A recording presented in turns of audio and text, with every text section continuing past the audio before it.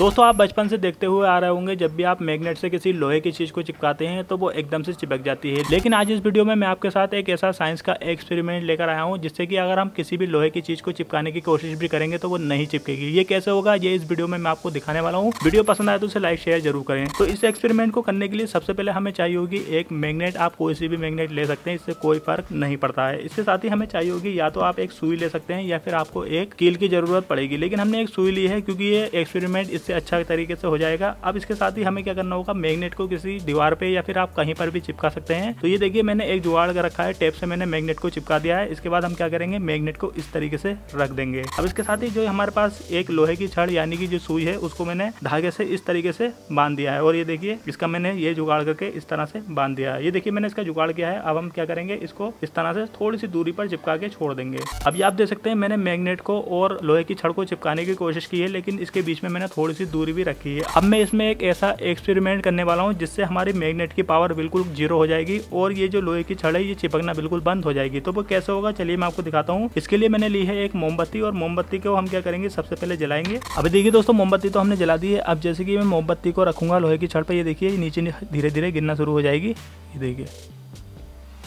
ये देख रहे हैं आप,